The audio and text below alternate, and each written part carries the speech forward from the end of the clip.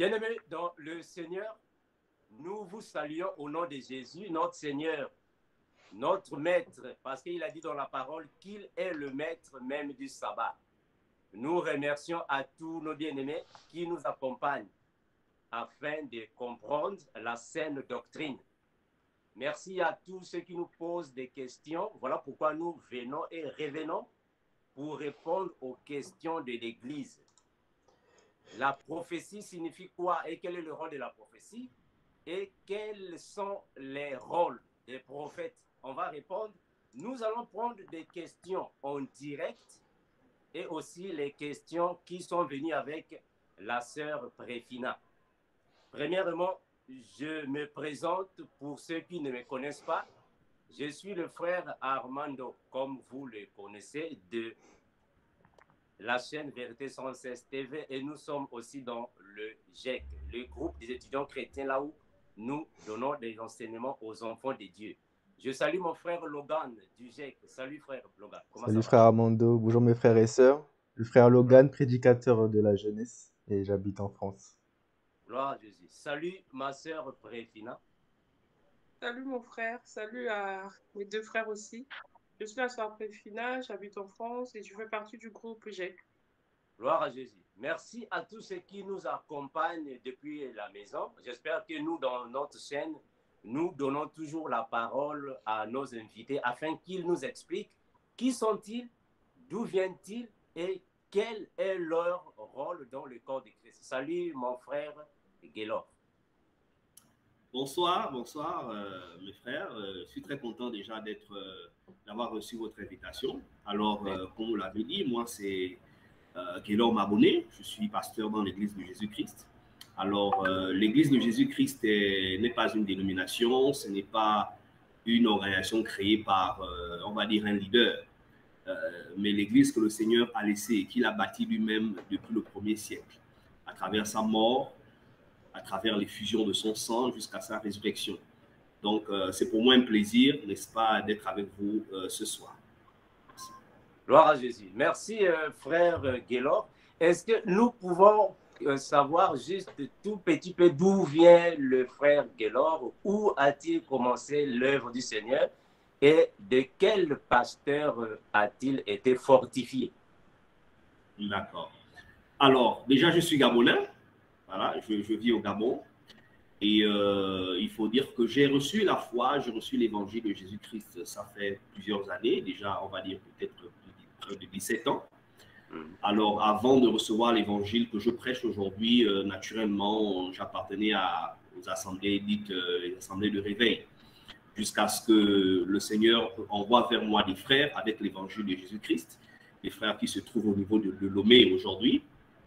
Alors, ils sont arrivés au Gabon et ils nous ont partagé, ils m'ont présenté l'évangile de Jésus-Christ dans lequel je persévère aujourd'hui et pour lequel je suis devenu ministre de la parole. Et je défends cet évangile partout où le besoin se fait ressentir, partout en Afrique, en Europe, là où le Seigneur permet que les portes s'ouvrent pour que nous puissions apporter cet évangile. Gloire à Jésus. Merci, le frère Guélor. Nous demandons au frère Guélor de prier pour nous avant que nous ne commencions cette séance. Alors, je vais simplement demander à Dieu de remercier le Seigneur pour ces moments qui nous garde et qui nous accompagne. Amen. Gloire à Jésus. Merci, le frère Guélor. Nous avons des questions que nous allons poser au frère Guélor, mais aussi à tous ceux qui nous accompagnent en direct. Posez vos questions afin que nous puissions aussi les répondre pendant cette émission. La sœur Préfina, on peut commencer avec les questions. D'accord. Donc, la première question, elle était que signifie une prophétie? Alors, c'est une très bonne question. Déjà, si on doit définir la prophétie, s'il faut se limiter sur un point de vue linguistique, définition linguistique, donc une prophétie, c'est une révélation ou encore une prédiction.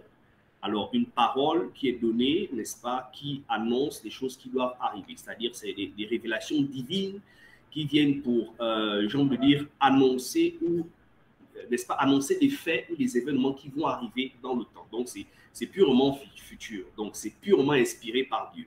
Donc ça, c'est sur le plan linguistique. Mais il est important quand même de donner une définition scripturaire, c'est très important. Alors, quand on parle de la prophétie, quand on rentre dans les Écritures, nous comprenons, pour définir la prophétie, il faut comprendre son objectif. Et Paul l'a expliqué dans 1 Corinthiens 14, lorsque nous lisons à partir du verset 1 à 2. Il fait comprendre que la prophétie, n'est-ce pas, lorsqu'on l'exerce, elle a un but. Elle vient pour exhorter, pour édifier et consoler.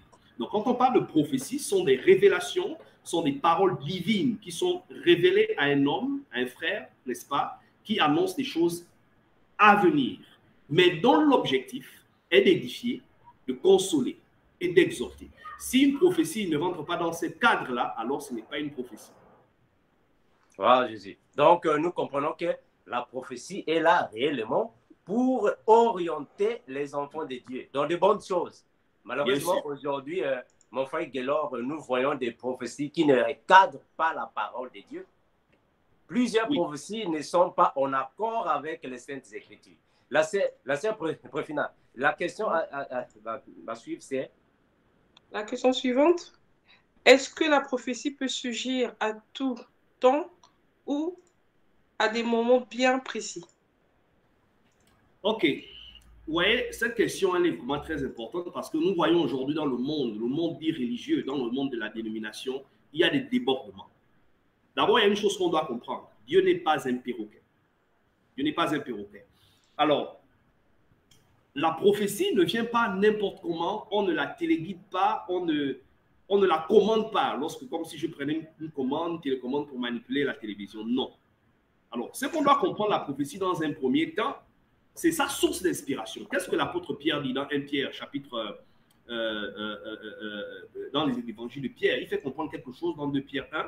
On va lire ça rapidement. Dans 1 Pierre, deuxième épître de Pierre, excusez-moi. Voilà, au chapitre 1.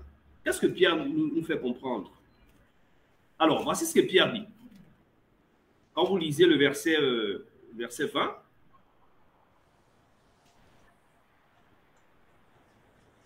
voilà ce que Pierre dit. D'abord, au verset 21 directement, parce que c'est plus clair, il dit, car ce n'est pas par une volonté d'homme qu'une prophétie a jamais été apportée, mais c'est poussé par le Saint-Esprit que Dieu, n'est-ce pas, poussé par le Saint-Esprit, que les hommes ont parlé de la part de Dieu. Ça veut dire que pour qu'une prophétie vienne, elle doit être inspirée par Dieu. Malheureusement, aujourd'hui, on voit des gens qui font des programmes, voilà, conférences, séminaires, venez recevoir votre prophétie, vous allez recevoir une procédure. C'est un mensonge. On ne peut pas à l'avance commander Dieu de préparer une prophétie. Elle vient par la volonté de Dieu seul. C'est ce qu'il faut qu'on comprenne. La prophétie ne vient pas n'importe comment, elle vient par la volonté de Dieu. Elle est poussée, elle est inspirée par Dieu. On ne la téléguide pas, on ne la commande pas.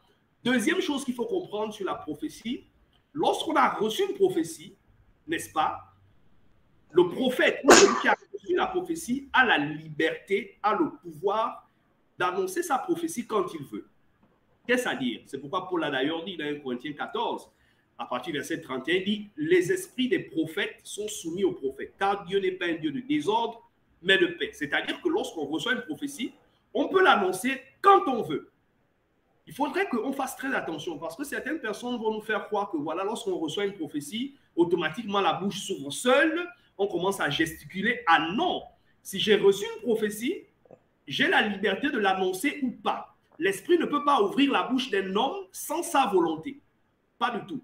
Pendant qu'une prédication passe, quelqu'un va se lever dans la salle, va commencer à crier, parler en langue, commencer à dire ainsi parle le Seigneur, tout le monde doit arrêter de faire ce qu'il fait parce qu'il y a une prophétie. Non, non, non, pas du tout. La prophétie est claire. L'Écriture dit que les esprits des prophètes sont soumis aux prophètes. C'est-à-dire que nous pouvons prophétiser à tour de rôle et quand le moment est convenable. Voilà ce qu'il faut comprendre. Donc la prophétie ne vient pas n'importe comment. Nous venons de comprendre qu'elle vient d'abord sous l'inspiration de Dieu. C'est Dieu qui la donne. On ne fait pas des programmes, on ne fait pas des rencontres, des séminaires où on programme des révélations. Ce genre de comportement, ce genre d'inspiration ne viennent pas de Dieu. Mais c'est ce qui se passe aujourd'hui, mon frère Gaylor, dans plusieurs églises, ou soit plusieurs soi-disant hommes de Dieu font aujourd'hui. Il y a beaucoup de désordre dans les églises, ou soit les faux hommes de Dieu. Ils appellent les gens pour venir prendre, pour recevoir des prophéties avec certitude, avec des jours antécédents. Est-ce que ce comportement-là fait partie des enfants de Dieu? Quel conseil, étant un pasteur, pouvons-vous donner alors aux chrétiens non affermis face à ces prophéties qui ne correspondent pas à la parole? Alors, vous savez, c'est tout un scénario. Déjà, une chose qu'il faut qu'on comprenne, c'est que ces milieux où les pasteurs ils marchandent des prophéties, il faut qu'on comprenne que ce ne sont pas des vrais pasteurs. Ce ne sont pas des vrais pasteurs. Parce que les apôtres nous ont avertis. Il dit, l'apôtre Jean, dans 1 Jean chapitre 4, il dit quoi? Il dit, n'ajoutez pas foi à tout esprit, au verset 1, mais éprouvez les esprits pour savoir s'ils viennent de Dieu. Car plusieurs faux prophètes sont entrés dans le monde qui ne confessent pas que Jésus est venu en chair. Cet esprit, c'est l'antéchrist. Ça veut dire qu'en fait, ce n'est pas parce que vous allez dans une église où un pasteur donne des révélations, il fait des programmes, il vous dit venez recevoir une révélation sur votre prospérité, sur votre bénédiction, sur votre mariage, qu'automatiquement vous allez faire comprendre que ce pasteur est un homme de Dieu. Non. Ce n'est pas parce que quelqu'un donne des prophéties qu'il est nécessairement un prophète ou un pasteur. C'est pourquoi tous ceux qui vont dans des milieux où ils reçoivent ce genre de prophéties qui ont pour objectif la marchandise, donc le marchandage, le conseil que je donnerai à ces personnes, c'est simplement de sortir de ces milieux. Parce qu'en réalité, la vérité ne souffre pas de confusion. Où on est de Dieu, où on n'est pas de Dieu. On ne peut pas marchander l'œuvre de Dieu. On ne peut pas marchander avec des astuces, n'est-ce pas, pour maintenir les gens dans la chair et dans la servitude parce qu'on a des soi-disant révélations. Donc, s'il y a quelque chose que je dois dire à ces personnes, c'est de sortir de ces milieux et de chercher véritablement où se trouve la vérité. Parce que la vérité n'est pas confuse. Les apôtres nous ont enseigné, ils nous ont montré comment le don de prophétie se manifeste, comment on reconnaît un vrai prophète, c'est qui un prophète. Toutes ces choses se trouvent dans les Écritures. Et si quelqu'un se retrouve dans une église, soi-disant église en guillemets, devant un pasteur qui fait de la marchandise ou le marchandage avec les révélations, avec les prophéties, comme on voit aujourd'hui, vous allez voir des pasteurs, ils se lèvent, bon voilà, j'ai reçu une révélation, Dieu m'a dit que, oh, voilà, écoute, tu vas voyager, tu vas être prospère, alors que la personne à qui il s'adresse n'est même pas chrétienne, la personne à qui il s'adresse vit dans le péché, dans le concubinage, par exemple. Comment Dieu va prendre son temps pour nous parler de voyage, pour nous parler de bénédiction, alors que la question de l'âme, la personne est esclave du péché, la personne est dans le péché. Donc, la prophétie, on a dit au départ que quand elle vient, c'est pour édifier, c'est pour exhorter, c'est pour consoler. Une prophétie qui me parle d'un voyage à Dubaï, aux États-Unis, mais qui ne me fait pas comprendre mon état spirituel, il faut la remettre en cause parce qu'elle ne vient pas de Dieu. Tout simplement. Voilà, Jésus. Amen. Voilà, Jésus. La sœur Profina. Alors, passons sur la troisième question. Que veulent faire les chrétiens quand une prophétie transmise est contraire aux Saintes Écritures? Ben, simplement la rejeter. Paul a dit dans 1 Thessaloniciens chapitre 5, au verset 20, il dit ne méprisez pas les prophéties, mais examinez-les, retenez ce qui est bon. Ça veut dire que lorsqu'une prophétie n'est pas de Dieu, lorsqu'elle n'est pas conforme à l'Écriture, ben on la jette. Peu importe qui l'a donnée, peu importe le titre de la personne qui vous l'a donné, qu'il soit révérend, qu'il soit bishop, peu importe les titres qui se donnent aujourd'hui comme nous voyons, ça ne veut rien dire. Si elle n'est pas conforme à l'évangile, à la vérité, il peut même, je n'ai pas envie d'aller loin, il peut même avoir des miracles autour. Parce que quelqu'un peut vous donner une révélation, une prophétie, avec des miracles. Par exemple, vous dit, bon voilà, je te donne ton nom, tu t'appelles Clémentine. Voilà, je ne savais pas ton nom est Clémentine, oh, oui, tu as 18 ans, tu as 20 ans. Oh oui, pasteur, c'est vrai. Mais la révélation qu'il vous donne, ou encore la prophétie qu'il donne, ne cadre pas avec l'enseignement. Malgré les artifices spirituels ou les manifestations miraculeuses qui se trouvent autour de cette prophétie, vous ne devez pas écouter cette personne.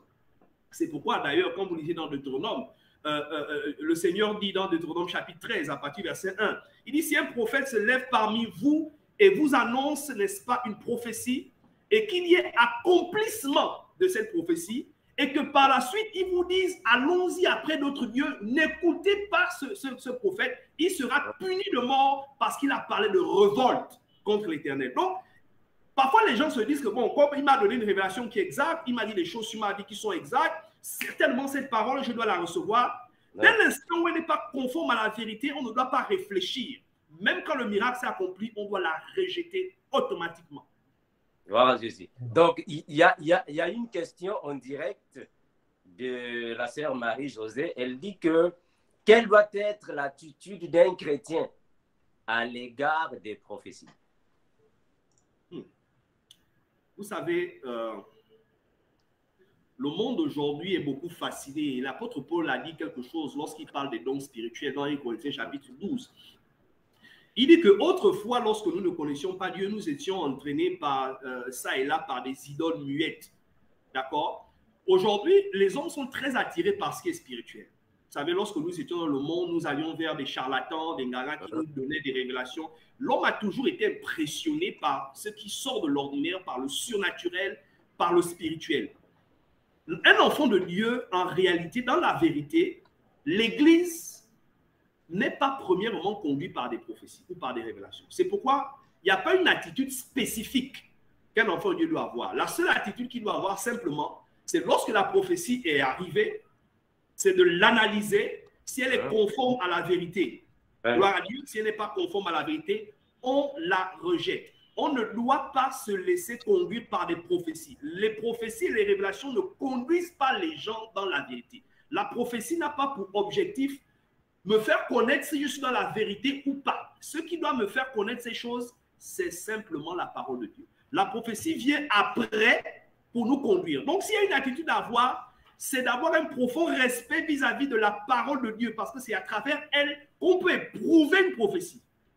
Et non le contraire. On n'éprouve pas la parole de Dieu par une prophétie, mais on éprouve la prophétie par la parole de Dieu. C'est l'attitude qu'on doit avoir, simplement. Wow, Jésus. Merci, frère Gaylord. J'espère que l'apôtre Paul nous a confirmé ça dans la parole. Si le frère Logan peut nous prendre 1 Thessaloniciens 5, 20 et 21, ça va aussi nous aider. Frère Logan, 1 Thessaloniciens 5, 21. Alors, je lis au nom de Jésus. Ne méprisez pas les prophéties, mais examinez toutes choses, retenez ce qui est bon. Amen. Voilà, Jésus. L'apôtre Paul est clair. Il dit, ne méprisez pas les prophéties, mais examinez toutes choses. Il faut les examiner, comme a dit le frère Gaylord. Il faut les analyser, les examiner. On ne peut pas seulement accepter la prophétie pour le plaisir. Non, non. Il faut examiner ça par la parole. Gloire à Jésus. La sœur Préfina. Oui, par contre, on a 2 questions sur la 4e question. Nous avons 2. Donc, je vais les répéter 2 fois. Je sais pas. La première, elle était qui est prophète et quelle est sa mission? Est-ce qu'on doit payer une somme d'argent avant d'être reçu par un prophète? Ok. Je ne sais pas si... Oui, cette question, je vais peut-être prendre un peu plus de temps pour répondre à cette question parce qu'il y a une grande confusion aujourd'hui. Pour répondre à la question selon laquelle qui est prophète et quelle est sa mission, il faut qu'on contextualise. Alors, dans la Bible, nous avons affaire à 2 alliances. Il y a les prophètes, la caractéristique des prophètes tels qu'ils étaient dans l'Ancienne Alliance et la caractéristique des prophètes tels qu'ils sont en Christ. Ce n'est pas la même chose. Les prophètes dans l'Ancien Testament ne sont différents des prophètes dans la Nouvelle Alliance. Ah là, il faudrait qu'on fasse la différence. Le prophète dans l'Ancienne Alliance, qui est-il et quelle était sa mission? Et le prophète dans la Nouvelle Alliance, qui est-il et quelle est sa mission? Dans l'Ancienne Alliance, nous allons rendre compte que était prophète, d'abord, pourquoi Dieu envoie les prophètes? Le prophète, c'est celui-là que Dieu envoyait avec un objectif. Quand nous prenons le livre de Jérémie 44, à partir du verset 4, Dieu explique, Jérémie 44, verset 4, il explique pourquoi il a envoyé les prophètes. Il dit, je vous ai envoyé mes serviteurs, les prophètes, dès le matin, n'est-ce pas, afin de vous demander de vous détourner de vos abominations. Donc, depuis la loi, Dieu a envoyé successivement après la loi des prophètes qui avaient pour but, n'est-ce pas, de ramener le peuple d'Israël vers le Seigneur lorsque ce dernier s'égarait. Alors, deuxièmement, ce qu'il faut comprendre, c'est que ces prophètes-là également étaient appelés des voyants parce qu'on les consultait. C'est-à-dire que pour connaître la volonté de Dieu, il fallait consulter ces prophètes. Il fallait les consulter. 1 Samuel chapitre 9 au verset 9 le dit clairement. 1 Samuel 9 verset 9, c'est-à-dire que lorsque vous lisez l'histoire, c'est l'histoire de Saül qui avait perdu, n'est-ce pas, les brebis de son père Kis. Et il dit alors, qu'est-ce que nous allons faire? Nous allons aller vers, n'est-ce pas, le voyant, les prophètes, parce qu'à cette époque, l'Écriture nous fait comprendre que les prophètes, on les appelait des voyants. Et ces prophètes avaient la latitude de recevoir le peuple qui venait les consulter. Donc, dans l'Ancienne Alliance, le peuple d'Israël avait pour prophète celui qui parlait de la part de Dieu pour ramener Israël vers le Seigneur. Deuxièmement, ces prophètes étaient des voyants. On les consultait parce qu'il n'y avait pas un autre moyen de connaître la volonté de Dieu sans passer par eux. Troisièmement, ces prophètes n'étaient pas seulement des prophètes pour Israël. Certains d'entre eux étaient des prophètes des nations, comme Jérémie. Jérémie chapitre 1, verset 5. Avant que tu ne sois formé dans le ventre de ta mère, je te connaissais. Avant que tu ne sortes, je t'avais sanctifié et établi prophète des nations. Mais c'est différent avec le prophète dans la nouvelle alliance. Aujourd'hui, la confusion que les gens font, ces faux prophètes que nous avons aujourd'hui, prennent les caractéristiques des prophètes de l'ancienne alliance pour détruire, pour séduire les gens. D'abord, ils vont vous dire qu'ils sont prophètes, vous devez les consulter. Deuxièmement, ils vous diront qu'écoutez, Dieu parle par eux. Pour connaître la voie de Dieu, le chemin de Dieu, tu dois les consulter. Ils se font appeler des voyants. Troisièmement, ils se font appeler des prophètes des nations. C'est pourquoi vous voyez certains prophètes qui reçoivent des révélations, ils prennent des rendez-vous avec des ministres, des présidents, des gouverneurs. Dieu m'a parlé pour recevoir des mallettes d'argent. Ils sont à l'image, ils veulent imiter le prophète dans l'ancienne alliance. Mais dans la nouvelle alliance, c'est purement différent. Quand on parle du prophète, dans la nouvelle alliance, c'est tout différent. Qu'est-ce que l'Écriture dit quand nous prenons le livre d'Hébreux? Hébreux déjà nous fait comprendre au chapitre 1, que au verset 1 jusqu'à 2, il dit, dans les temps passés, Dieu à plusieurs reprises et à plusieurs manières parlé à nos pères par les prophètes. Mais dans ces temps derniers, il nous a parlé par le Fils. Ça veut dire que dans la nouvelle alliance, nous ne pouvons plus avoir un prophète absolu qui va guider l'Église. Non. Les chrétiens ne sont pas guidés par les prophètes. Dans la nouvelle alliance, Dieu nous a déjà parlé en Christ à travers sa parole. Maintenant, ceux qui sont prophètes en Christ, sachant que Dieu a déjà donné sa doctrine, ils ne sont pas des voyants, ils ne sont pas des prophètes des nations, ils sont ministres de l'évangile. Quand vous prenez Éphésiens chapitre 4, à partir du verset 11, c'est clair, il faut qu'on fasse la différence. Il dit, l'apôtre Paul fait comprendre que Dieu a fait des dons aux hommes, les uns comme apôtres, les autres prophètes, évangélistes, docteurs, pasteurs. Qu'est-ce qu'il dit? Pour le perfectionnement des saints, en vue de l'œuvre du ministère, afin que nous parvenions tous à l'unité de la foi, à la connaissance du Fils de Dieu, à l'état d'homme fait, à la stature parfaite de Christ. Donc, ces 5 ministères-là, le prophète à l'intérieur, le prophète en Christ, il est ministre de l'évangile d'abord. C'est un prédicateur. Il faut comprendre ça. Ce n'est pas quelqu'un qui est assis quelque part, qui nourrit l'église avec les révélations. Comme on voit aujourd'hui, venez, je vais vous consulter. Ah non, on n'a vu ça nulle part. Je vais vous donner un exemple. Quand vous lisez l'Écriture, la Bible nous fait comprendre que dans 1 Corinthiens chapitre 12, l'apôtre Paul fait comprendre quelque chose sur justement ce ministère. Il fait comprendre au verset 28, 1 Corinthiens 12, 28, qu'est-ce qu'il dit? Il dit, Dieu a établi premièrement dans l'Église des apôtres, ensuite des prophètes. Mais pourquoi il le dit? Parce qu'effectivement, quand l'Église a commencé, ce sont ces 2 prophètes ministères que le Seigneur a utilisés. Il a d'abord appelé les apôtres, ensuite les prophètes. Vous allez remarquer que les prophètes appelés par le Seigneur avec les apôtres n'ont pas construit l'Église avec des prophéties. Je vous prends l'exemple de 2 prophètes. Jude et Silas, c'était des prophètes. On peut prouver ça hein, quand on prend Actes les apôtres, parce qu'on ne va pas dire n'importe quoi ici. 15, verset 32. Actes 15, 32. La Bible dit quoi?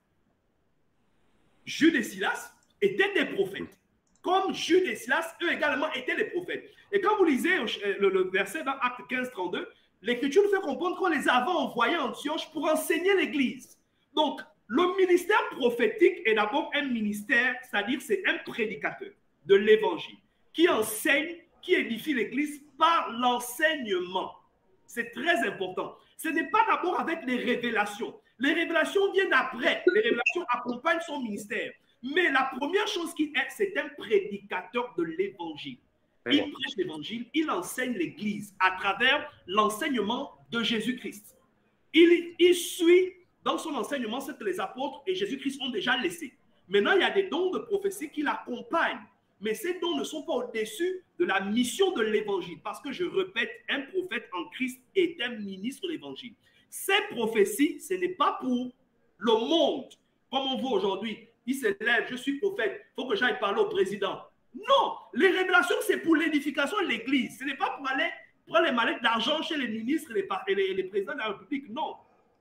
Donc, il faut qu'on retienne ça. Il y a une différence entre le prophète dans l'Ancien Testament et dans le Nouveau Testament. Donc, je viens de faire la différence dans les missions.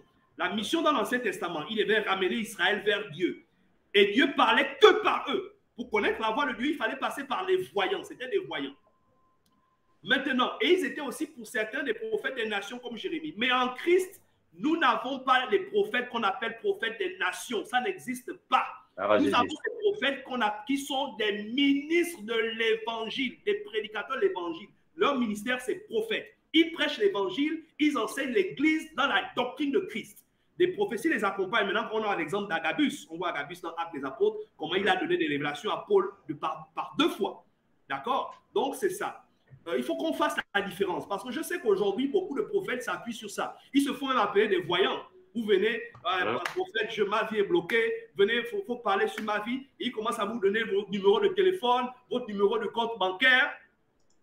Ils vous donnent des révélations. En fait, leur vie n'est fondée que sur des... Ils se font appeler prophètes parce qu'ils ont des révélations. Mais quand vous leur demandez de venir sur la vérité, sur l'enseignement, ils sont incapables de vous faire ressentir l'évangile pur, la sainte doctrine de Jésus-Christ. Ils sont incapables. Et je vais vous dire une chose, avant de répondre à la troisième, parce que le troisième volet de cette question. C'est pourquoi tout prophète en Christ, qui se dit il est prophète de Jésus-Christ, qui se fait appeler prophète des nations, qui se fait appeler voyant, qui passe son temps à faire des consultations, c'est un faux prophète. Les prophètes en Christ ne font pas de consultation. On ne peut pas aller chez un prophète pour dire consulte-moi, ma vie est bloquée, je veux comprendre. Voilà, ici parle le Seigneur, Dieu me parle. Enfin, mes frères, vous savez, il y a ce qu'on appelle des esprits de divination. Il ne faut pas qu'on ait peur de ça. Ce n'est pas parce que quelqu'un veut des révélations. Il y a des gens qui travaillent avec des esprits de divination. Satan a des révélations. Satan peut vous donner le nom de votre grand-mère qui est morte il y a 4 siècles. Satan peut vous les donner. Donc, ça ne prouve pas que ces révélations viennent de Dieu. Ce qu'il va vous montrer, c'est quelle est la source, qu'est-ce qu'il utilise, quel enseignement, quelles sont les techniques qu'il utilise pour vous donner des révélations. Alors, là, le troisième volet, c'est... je ne me rappelle plus trop bien, c'était... Est-ce qu'on doit payer une somme d'argent voilà, merci. Avant d'être par un prophète. Effectivement. Et vous allez remarquer que, comme je disais, ces prophètes, n'est-ce pas, soi-disant prophètes, demandent de l'argent. En fait, il dit pour consulter le prophète, il faut recevoir de l'argent. C'est pourquoi je vous ai dit, il était important pour moi de faire la différence entre le prophète dans l'Ancien Testament et dans le Nouveau Testament. Dans l'Ancien Testament, dans le livre de Jérémie, chapitre 9, Samuel, pardon, 1 Samuel chapitre 9 que nous venons de lire, quand vous lisez à partir du verset 1 jusqu'au verset 9, vous allez voir l'histoire. C'est l'histoire de Saül qui était avec son serviteur. Ils avaient perdu, n'est-ce pas, la brebis, l'âne de son papa. Pendant qu'il errait, il cherchait où se trouvait l'âne. L'Écriture nous fait comprendre que le serviteur de Saül a dit que mais il y a un prophète là-bas. Qu'est-ce que nous allons lui apporter? Il faut que nous lui apportons des présents et il va nous révéler où se trouve la brebis perdue. Parce qu'effectivement, à l'époque, dans l'Ancienne Alliance, pour consulter un prophète, parfois on demandait, on apportait des présents. Oui, dans l'Ancien Testament. Mais dans la Nouvelle Alliance, ça n'existe pas. Jésus-Christ, c'est pourquoi les gens, aussi longtemps que les gens n'arriveront pas à faire la différence entre la première alliance et la nouvelle alliance, les gens seront toujours dans la séduction. Dans la séduction. Les prophètes et les ministres de Jésus-Christ, dans la nouvelle alliance, Jésus nous a dit quoi? Dans Matthieu chapitre 10, vous lisez à partir du verset 7, Jésus dit quoi? Il dit, allez, prêchez la parole, dites aux gens de se repentir, chassez les démons, guérissez les malades, purifiez les lépreux. Et il précise, il dit, vous avez reçu gratuitement, donnez gratuitement. Ça veut dire qu'un serviteur de Dieu, qu'il soit pasteur, prophète, peu importe son titre, ne peut pas demander à quelqu'un qui vient vers lui pour connaître la voix de Dieu, pour connaître ce que Dieu attend de lui, demander de recevoir un présent ou une somme d'argent avant de rencontrer un pasteur. C'est pourquoi j'ai dit au départ que ce sont des arnaqueurs. L'apôtre Pierre les a appelés comment? Quand vous lisez 2 Pierre chapitre 2, verset 1, qu'est-ce que Pierre dit? Il dit, il y a eu, 2 Pierre 2, verset 1, il y a eu parmi le peuple des faux prophètes, il y aura également de même parmi vous des faux docteurs. Très bien. Qui introduiront quoi? Des sectes pernicieuses. Et régnant le maître qui les a rachetés attireront sur eux une ruine soudaine. Plusieurs les suivront dans leur dissolution. La voix de la vérité sera calomniée à cause d'eux. Le verset 3, qu'est-ce qu'il dit? Il dit, par cupidité, il dit, verset 3, qu'est-ce qu'il dit? Il dit, car par cupidité, ils trafiqueront de vous au moyen des paroles trompeuses, eux que menace depuis longtemps la ruine, la condamnation et dont la ruine ne sommeille point.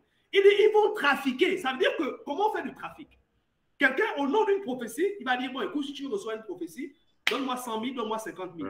En même temps, il ne faut même pas réfléchir, c'est un faux prophète. Je le dis clairement et en public, devant quiconque veut l'entendre. Cet individu n'est pas, il n'est même pas chrétien, c'est un faux, parce qu'il est en train de marchander les choses de Dieu. Et je m'en vais terminer en vous disant ceci.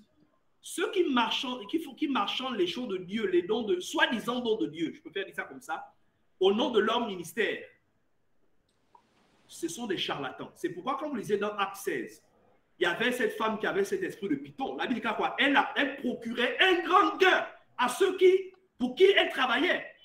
Mais cette femme donnait des révélations exactes. Quand elle dit, ces hommes sont les serviteurs de Dieu, il faut les écouter. C'était vrai ce qu'elle disait. Et elle donnait un gain à ces personnes. C'est le même esprit de python que ces hommes utilisent pour vous donner des révélations et prendre votre argent. Parce que l'esprit de Jésus-Christ ne marchande pas la grâce. La vérité ne se marchande pas. Simplement. Voilà ce qu'il faut qu'on comprenne. Gloire à Jésus. Merci, le frère Guélor. J'espère que tu as été clair dans tes propos. Que Dieu soit béni.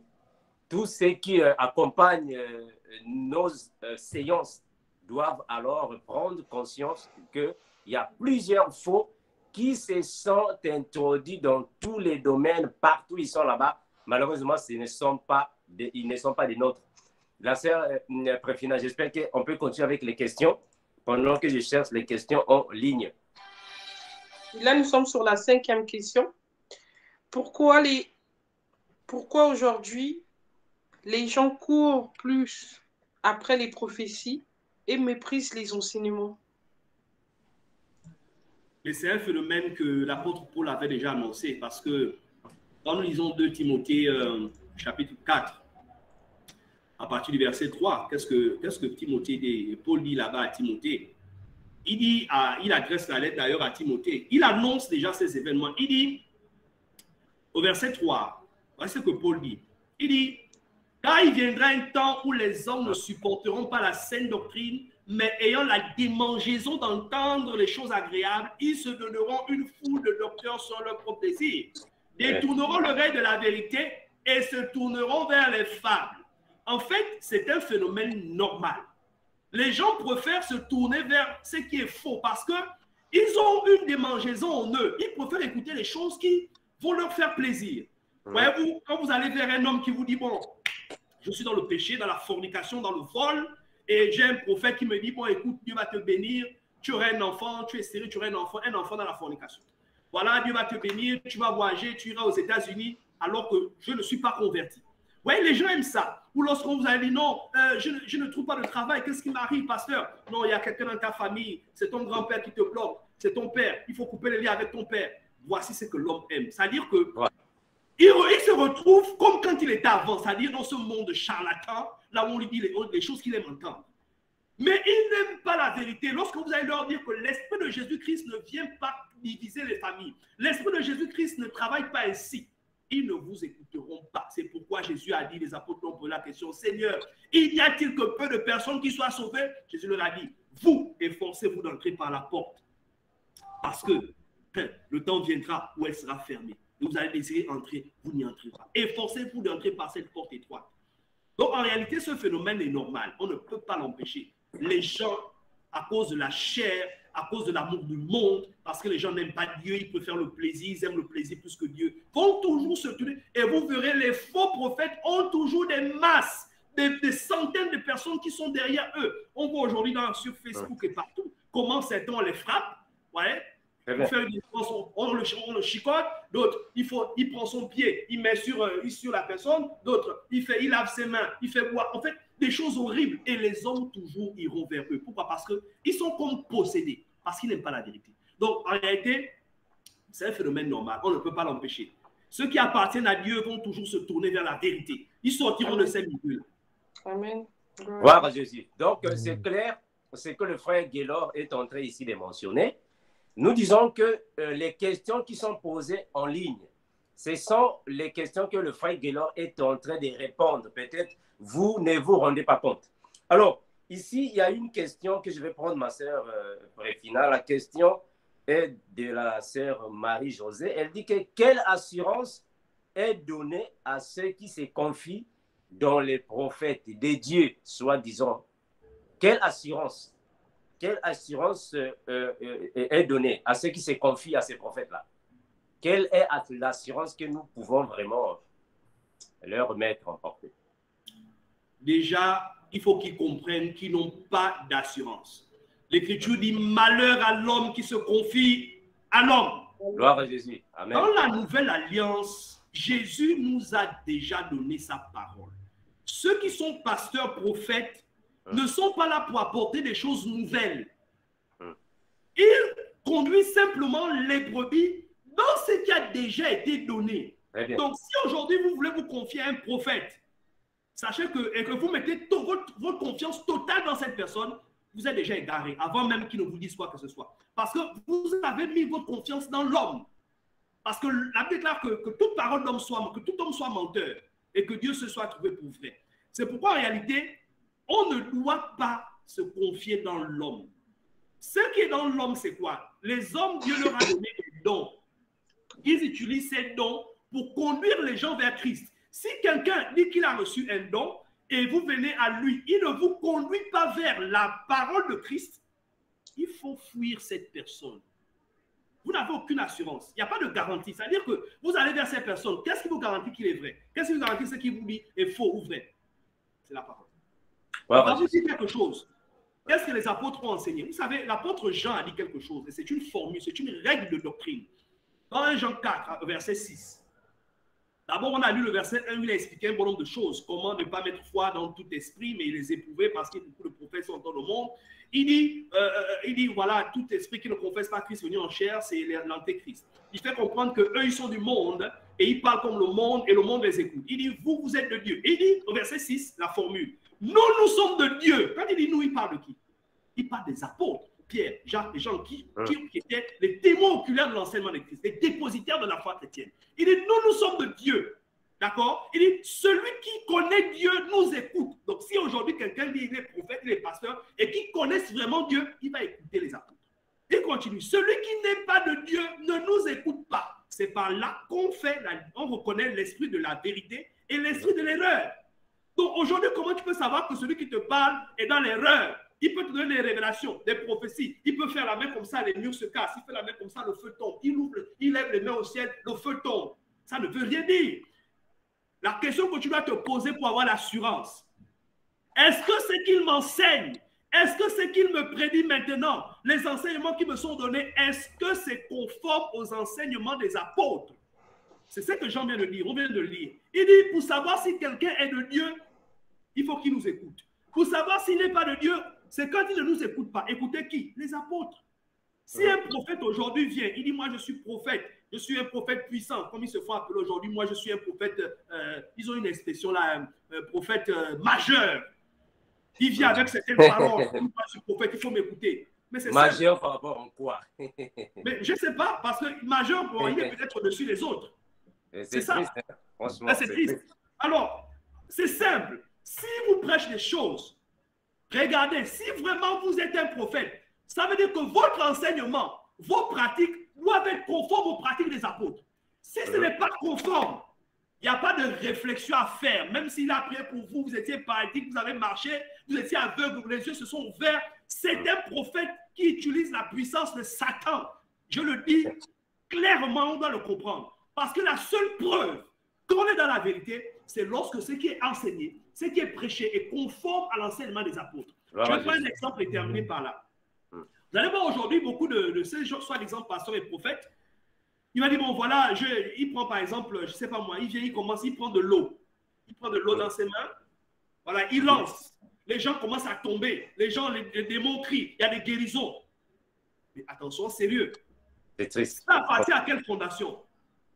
Ça n'existe pas dans l'enseignement des apôtres. Aucune base biblique. Quelqu'un parmi vous est-il malade? On sait ce qu'on doit faire. Il n'y a pas de pratique d'utilisation de l'eau.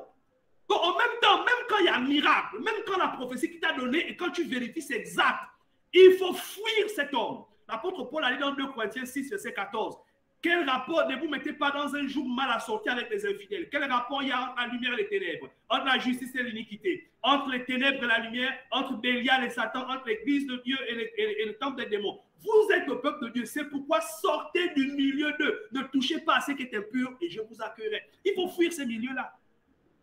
Donc c'est la seule chose. Un prophète de Dieu vrai, celui dont les pratiques et les enseignements sont conformes à la fondation apostolique laissée par les apôtres dans les Écritures. Si c'est différent, je n'ai pas besoin d'une révélation parce que les gens attendent d'abord des rêves. Bon, je vais aller prier. Je vais aller prier. Ouais. Il va me dire si tu es vrai. Le diable va te parler. Si tu vas aller prier pour savoir si quelqu'un de Dieu, je peux déjà te dire que celui qui ira te parler dans tes songes, c'est le diable. Il va te reconforter dans le mensonge. La parole de Dieu est suffisante pour nous éclairer sur la vérité. Ce n'est pas un rêve qui va t'éclairer. Voilà. Voilà, Jésus. Merci, frère Guélor. Nous sommes vraiment conformes à la parole de Jésus. Malheureusement, il y a toujours des personnes qui vont continuer de suivre ces faux prophètes.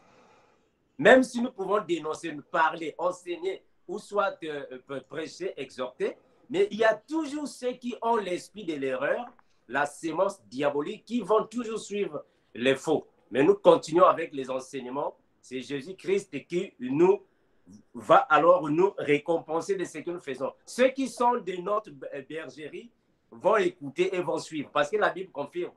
Mes brebis entendent ma voix. Ah, voilà. Donc, ceux qui n'écoutent pas ce que nous disons, vous n'êtes pas des brebis de Jésus. Vous êtes à l'extérieur. Donc, cherchez votre nom.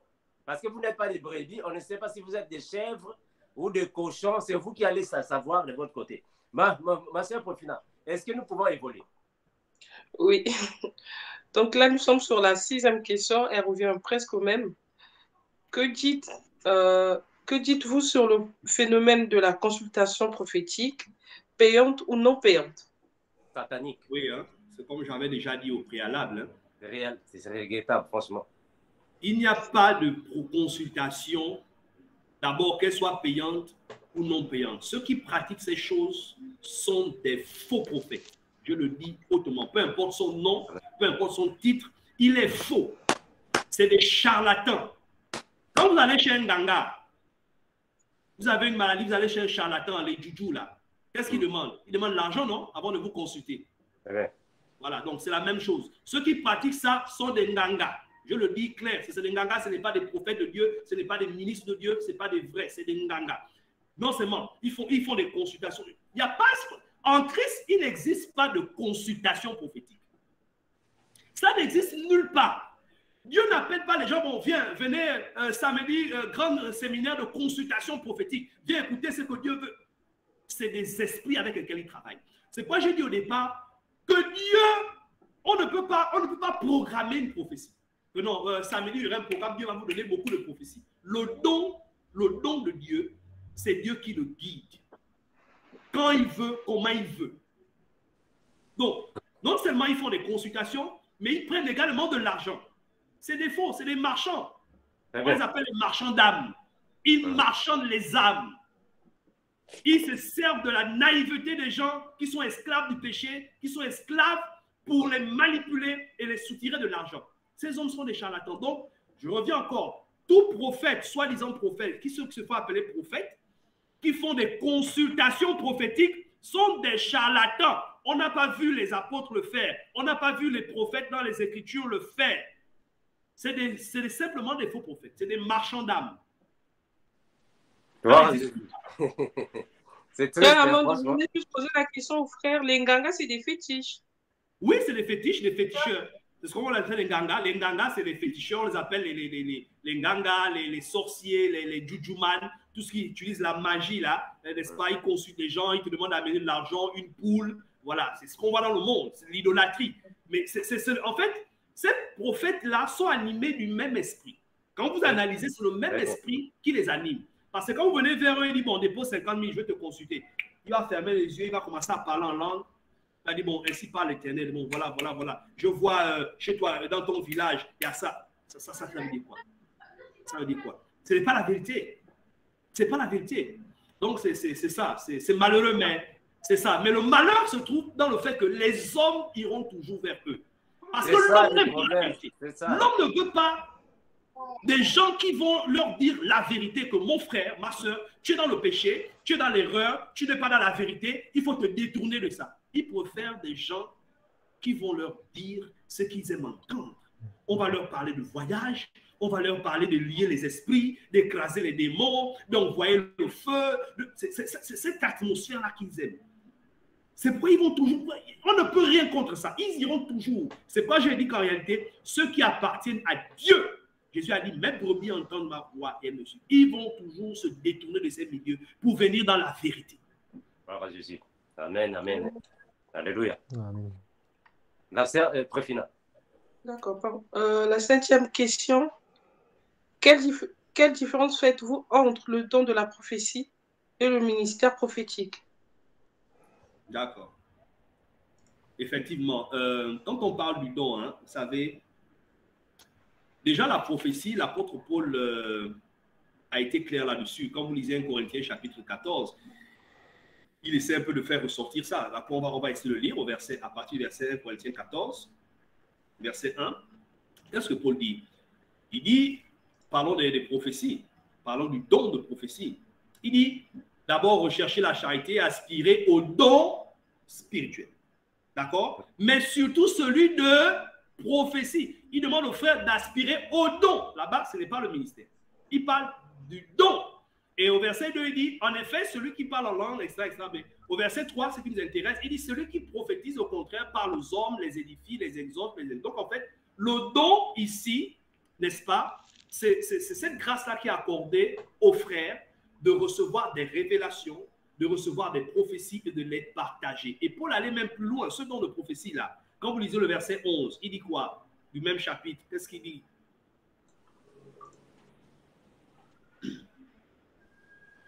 Il dit quoi? Il dit, si je connais, là il parle des langues, est-ce que je voulais dire le verset, allez-y au verset 30, on va descendre un petit peu.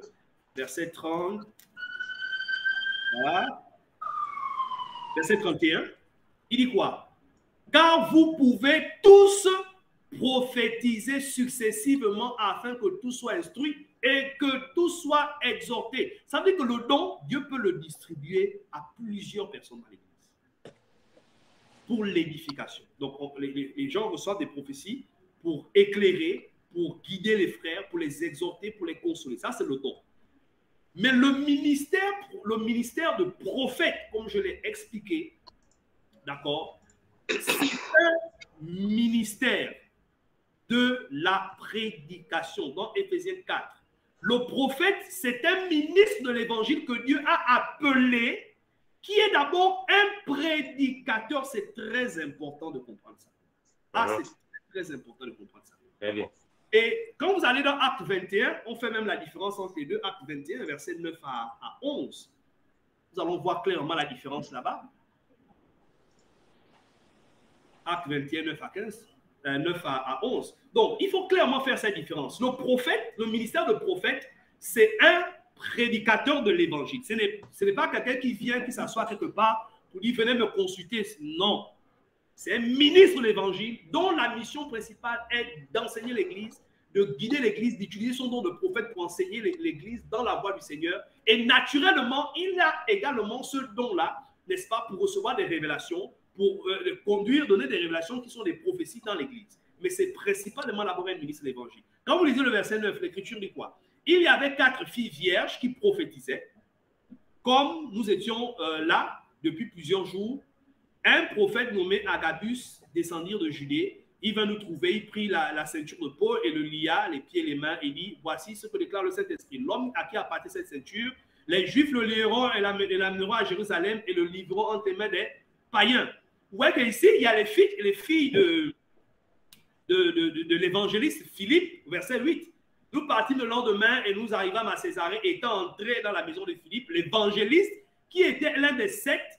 Nous logeâmes chez lui. Il avait 4 filles vierges qui prophétisaient. Elles n'étaient pas prophètes, mais elles prophétisaient. Par contre, le prophète, c'est celui qui vient plus bas, c'est Agabus. Ouais. Donc, qui lui était un prophète qui avait le ministère de prophète. Donc, c'est ce qu'il faut comprendre, cette différence. Donc, le don, c'est ce qui est donné à faire, que le Seigneur peut distribuer, n'est-ce pas, à plusieurs personnes dans l'Église pour l'édification. Mais le ministère, n'est-ce pas, c'est tout à fait différent. C'est un ministère de la parole, parmi les 5 ministères donnés dans Éphésiens 4. Gloire à Jésus. Le frère Guélor, j'aimerais prendre une question en direct. Oui. La question, je ne sais pas, c'est Tessie Bakuyanga. Je ne sais pas si c'est une sœur. Ah, Tessie Bakuyanga. Voilà. Que veut dire, en fait, la question est, que dire de ceux qui se disent Élie des derniers temps, selon la prophétie de Malachie? Bon, là, vraiment, il veut faire allusion, en fait, aux gens comme les Kakou Philippe, Branham, je ne sais pas qui là. Voilà. Qu'est-ce qu'on peut dire par rapport à... Waouh, c'est une question magnifique. Vous savez, et c'est ça le problème aujourd'hui que l'Église a. Tous ces prophètes qui se disent, ils sont prophètes des derniers temps, il faut les écouter, comme les Branhamistes, les Kakou Philippe. Ils disent que non, après Jésus-Christ, il y a d'autres prophètes qui sont les prophètes. Il n'y a pas de prophètes des derniers temps. Le dernier prophète qui est venu, c'était Jean-Baptiste. La loi et les prophètes ont prophétisé jusqu'à Jean. C'est triste. Hein? Jean était le dernier prophète. La dispensation, le temps des prophètes s'est arrêté avec Jean. Ces prophètes qui annonçaient la venue de Christ, qui étaient les voix par absolu à travers lesquelles Dieu parlait. Depuis que le Christ est venu, Hébreu nous a dit, Dieu de plusieurs manières, à plusieurs reprises, a parlé à nos pères par les prophètes. Dans ces derniers temps, il dit quoi? Dans ces derniers temps, il nous a parlé. C'est un temps qu'on appelle le passé composé. C'est-à-dire, le passé composé, quand on étudie en français, c'est-à-dire que c'est un temps, n'est-ce pas? C'est une action qui a eu lieu dans le passé, dont les conséquences continuent dans le présent. Donc, il nous a parlé par le Christ. Donc, il a fait quand il est arrivé, et ces paroles sont toujours d'actualité. Il n'y a pas un autre prophète qui viendra pour nous montrer une nouvelle faux prophète, que ce soit des Branhamistes, que ce soit des Kakou Philippe. Tous ces gens, ce sont des faux prophètes qui sont là pour égarer. Il n'y a pas une nouvelle parole qu'un prophète peut amener. Le temps où Dieu envoie les prophètes est terminé. Quand je dis le temps des prophètes, je fais allusion à ces prophètes de l'Ancien Testament. Aujourd'hui, les prophètes sont des ministres de l'Évangile qui ne font que répéter dans leur prédication ce que Jésus a laissé. Donc, si quelqu'un se fait appeler prophète de dernier temps, c'est un gourou, c'est un menteur, c'est un charlatan. Ça n'existe pas. Prophète de dernier temps n'existe pas. Ça n'existe pas. Il n'y a pas de prophète de dernier temps. Il n'y a pas une nouvelle parole. Et quand vous lisez Jude, verset 3 à 4, il dit, mes frères, il m'a paru bon de vous écrire afin de vous exhorter à combattre, on peut lire ça, à combattre pour la foi qui a été donnée aux saints, Jude, après le troisième livre de Jean, qui a été donnée aux saints une fois pour toutes. Et ça, il est bien aimé. Comme je désirais vivement vous écrire au sujet de notre salut commun, je me suis senti obligé de le faire afin de vous exhorter à combattre pour la foi qui a été transmise aux saints comment? Une fois pour toutes. Ça veut dire que quelque chose qui a été transmise une fois pour toutes, ça veut dire que quelqu'un ne peut pas venir demain pour ajouter. Non. Parce que ces ordres, il dit, Malachie 4, c'est le dernier prophète qui devait venir. Ça, c'est faux, ça. Qu'est-ce qu'il va ajouter? Faux et archi faux. Qu'est-ce qu'il va ajouter? L'enseignement est déjà là, la fondation est déjà là. Il n'y a pas quelque chose à venir ajouter. Il n'y a plus de prophètes qui viendront. Il n'y en a plus. Tous ceux qui viennent sont des chrétiens qui obéissent aux apôtres, à leur enseignement et à Jésus-Christ. Et ils sont appelés en Christ, pasteurs, prophètes, docteurs, évangélistes. Ils ne viennent pas avec de nouveaux enseignements. Ils ne viennent pas avec de nouvelles doctrines. Ils viennent en appuyant, en attestant la doctrine déjà laissée par les apôtres. Tous ceux qui viennent avec des nouveautés, des enseignements nouveaux, soit disant qu'ils ont reçu de nouvelles révélations parce que c'est des prophètes des derniers temps, c'est des faux prophètes. Il faut les fuir comme la peste. Il faut sortir de ces milieux et chercher la vérité avec ceux qui l'ont, qui vous prêchent la vraie doctrine, la saine doctrine de Jésus-Christ. Donc, et ça, je ne m'amuse pas avec ce genre de choses. Ces personnes sont les faux. pur et simplement. Malheureusement, beaucoup suivent ces personnes. C'est clair. Voilà. Il n'y a pas, mais bien aimé, il n'y a pas de prophètes des derniers temps. Ça n'existe pas. Ça, ce sont les faussetés. Ces gens-là vous préparent pour l'enfer. Quand vous les suivez, donc votre enfer est garanti. Ils vous préparent pour l'enfer. Les gens comme les Kakou Philippe, ils vous baptisent, je vous baptise au nom de Kakou Philippe. Oh, mais comment est-ce que, maintenant, quand il va mourir, mes frères, vous ne voyez pas que ça, ce sont des faussetés. Nous avons déjà des fondements des prophètes. Frère Logan, partons d'abord dans Éphésiens 2:20. Qu'est-ce dit la Bible? Éphésiens 2:20. La Bible est claire, mes bien-aimés. La Bible est claire. Il n'y a plus d'autres fondements qu'on peut venir mettre sur... Non, il n'y en a pas. Nous suivons les fondements des apôtres et des prophètes. Frère Logan, vas-y mon frère. Éphésiens 2:20. Vous avez été édifiés sur le fondement des apôtres et des prophètes, Jésus-Christ lui-même étant la pierre angulaire. C'est fini. C'est fini, frère. Ici, il n'y a pas les fondements de Kakou Philippe. Il n'y en a pas. Les fondements de Branham, il n'y en a pas, frère. Les apôtres et les prophètes, point barre, c'est fini. J'ai une question ici du frère J.K. Coating. Il dit, le frère J.K. pose la question, celle de savoir, la question est ceci. Voilà. Le frère pose la question, il dit ceci. Comment faire pour faire fuir ces faux prophètes? Parce que nos frères et nos sœurs sont pris captifs aujourd'hui. Peut-être le frère va être déçu. On ne peut pas les faire fuir parce que ils sont en train de... En fait, ils font leur temps. Jésus quand vous lisez Matthieu chapitre 24, Jésus a clairement dit, quand on lui a posé la question, quel sera le signe de ton avènement, le signe de la fin des temps? Jésus a clairement dit, prenez garde que personne ne vous séduise. Verset 3. Car ils viendront des faux prophètes.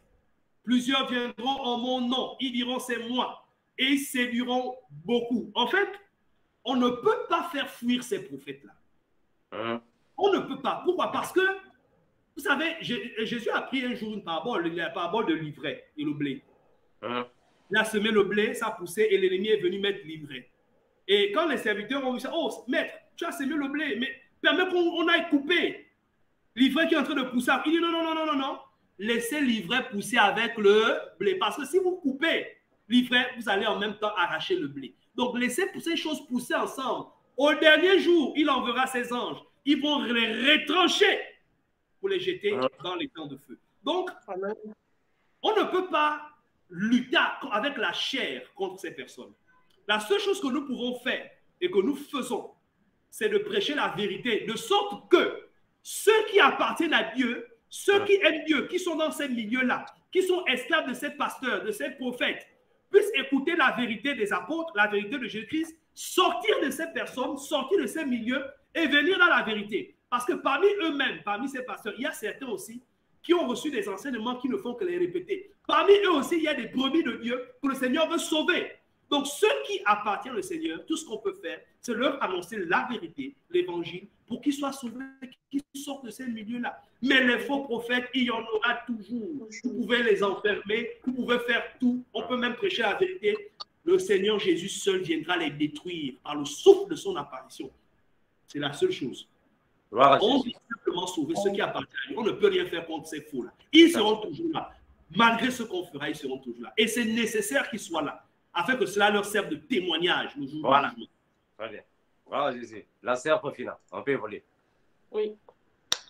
Donc, passons à la 8e question. Doit-on dire que les prophètes contribuent à la perdition de certains chrétiens? Ben, comme je l'ai dit tout à l'heure, un faux prophète est un faux prophète. L'apôtre Paul l'a dit, il a dit clairement, il dit, quand nous lisons, il a adressé une lettre à Timothée, il dit que ces personnes-là sont des imposteurs, égarant eux-mêmes et égarant eux-mêmes et égarant les autres. C'est-à-dire que ces prophètes ne sont pas seulement égarés, mais ils égarent également les autres.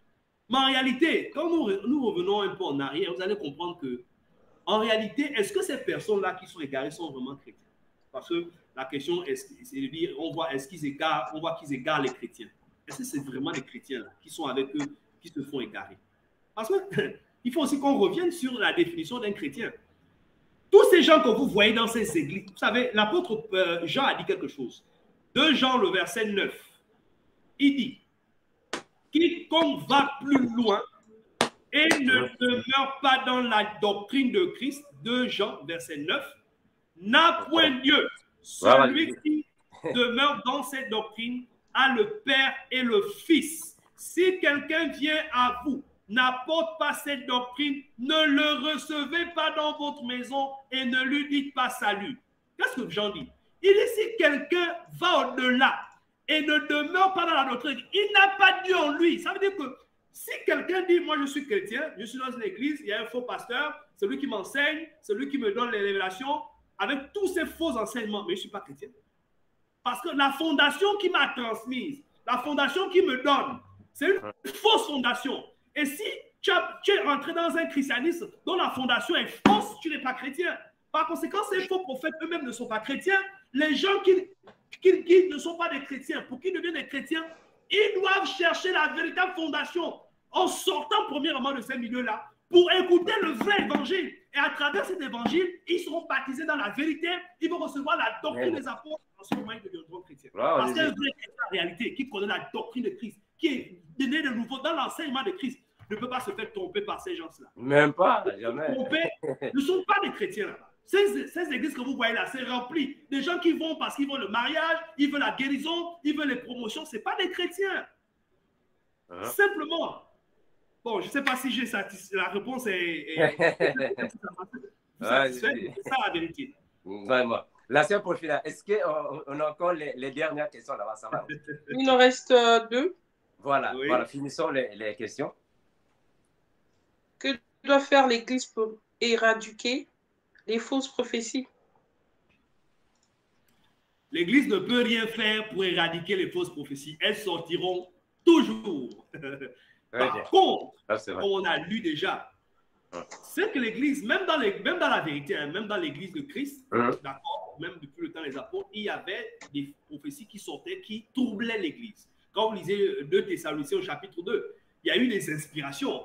Verset 1, l'apôtre Paul a dû intervenir. Il dit, je ne veux pas que vous soyez dans l'ignorance au sujet de ce qui dorment. On peut le lire, 2 Thessaloniciens chapitre 2, verset 1. Il dit, pour ce qui concerne l'avènement du Seigneur Jésus-Christ et notre réunion avec lui, nous vous prions, frères, de ne pas vous laisser facilement ébranler dans votre bon sens et de ne pas vous laisser troubler par quelques inspirations, soit par quelques paroles ou par quelques lettres qu'on dirait venir de nous, comme si le jour du Seigneur était déjà là. En fait, Paul a dû intervenir parce que les frères ont reçu des inspirations qui ont commencé à les troubler sur la venue du Seigneur. Oh, le Seigneur va venir, il est là, il est ça. Comme on voit aujourd'hui des gens qui donnent des dates. Jésus va revenir en 2022, Jésus va venir en 2030. Donc ça troublait les frères. Mais Paul dit non, non, non, non. Il les a ramenés dans l'Écriture. En réalité, les fausses révélations, les inspirations qui troublent, qui détruisent, qui égarent, sortiront toujours. Mais le remède contre ces choses, c'est l'Écriture, c'est l'Évangile. Paul a utilisé quoi? La parole. Il dit non. Que personne ne vous séduise aucunement, car il faut que l'apostasie arrive auparavant et qu'on ait vu paraître l'homme de péché, le fils de la perdition. Et il le dit selon les Écritures. L'Écriture dit que le Christ ne peut pas venir tant qu'on ait vu quoi? L'homme de péché paraître, avant qu'on ait vu l'apostasie. Donc mes frères, calmez-vous, ne soyez pas troublés. Donc il faut ramener toujours les gens vers l'Écriture. Quand une prophétie est sortie, une fausse, on fait comment? On ne peut pas les combattre, elles sortiront toujours. Mais l'arme, c'est ça. Pour ramener les consciences et ramener les cœurs dans ce qui est correct. Tout simplement. Voilà, Jésus. Merci. La sœur Porphyra, est-ce qu'on peut finir? Oui, nous sommes sur la dernière question. Voilà. Quelles sont les conséquences des fausses prophéties? Ah ben, elles sont multiples. Elles sont multiples. Les conséquences sont graves. La mort, la séduction, la destruction. Aujourd'hui, vous voyez, les foyers sont même détruits à cause des prophéties. Il y a des gens qui divorcent à cause des fausses prophéties. Ainsi parle le Seigneur, ce n'est pas lui ton mari, c'est ton mari ici. Les femmes sortent, se séparent de leur mari parce qu'elles ont reçu une prophétie. Certains meurent même physiquement. voilà, une prophétie a dit que Jésus va revenir demain, donc buvez le cyanure, suicidez-vous. Le danger de ces prophéties fausses-là, c'est la mort. D'abord, la mort physique et la mort spirituelle, la séparation avec Dieu. Voilà, ce sont les dangers. Et ça détruit même des familles, ça détruit même des nations. Les fausses prophéties, elles sont très dangereuses. Donc, en réalité, les gens doivent simplement revenir dans la parole pour se préserver de ces choses-là. Merci, mon frère Gaylor, pour votre intervention. Nous disons toujours à tous ceux qui nous accompagnent à la maison de ne pas se confier aux prophéties. Mais on n'a pas dit que Dieu ne donne pas des prophéties. Attention, Dieu donne des prophéties, mais le diable aussi donne des prophéties. Alors, il faut examiner toutes les prophéties, parce que toutes les prophéties ne viennent pas de Dieu. Voilà pourquoi nous venons toujours ici pour les analyser, les examiner à la lumière des Écritures. Ne prêtez pas oreille à tout ce qu'on vous dit de gauche à droite. Les enseignements nous donnent la lumière. Les prophéties ne donnent pas la lumière. Ce sont les enseignements. Les enseignements donnent la lumière. La prophétie est là pour qu'elle soit examinée conformément à la Sainte Écriture.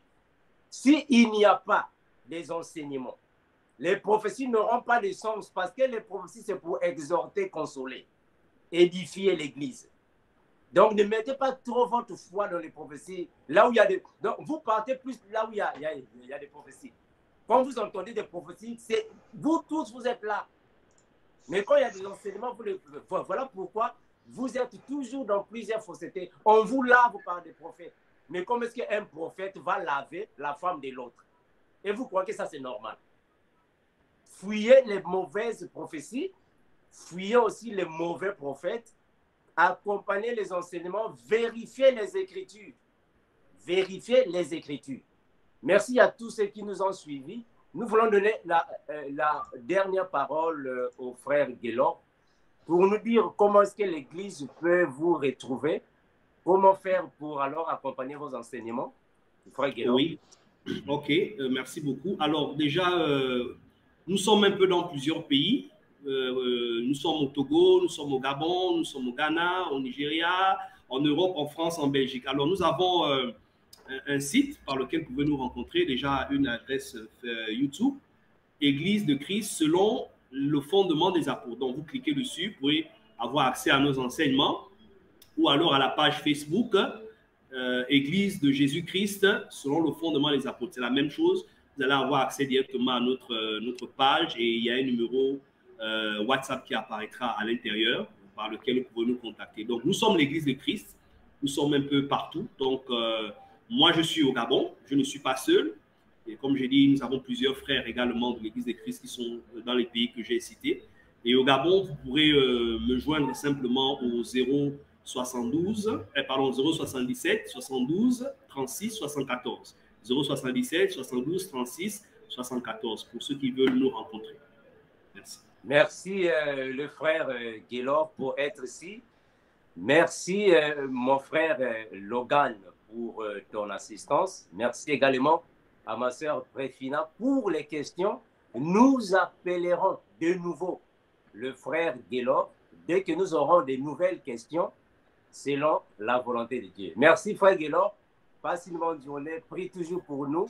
Quand Dieu le voudra, nous vous appellerons de nouveau pour venir nous édifier. Merci et bonne nuit. Ciao. Ciao.